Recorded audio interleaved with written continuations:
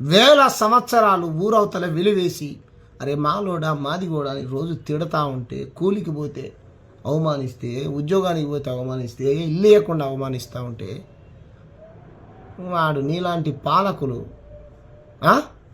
ఇటువంటి వివక్ష జరిగినప్పుడు నోరుకు టేప్ వేసుకుంటే ఇంక మాట్లాడకపోతే ఏం మాట్లాడతారు సార్? చెప్పు, ఏం చేయమంటావు?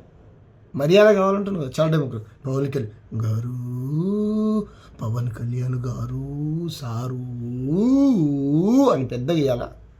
మా సురేష్ని ఎందుకు చంపారు సారు?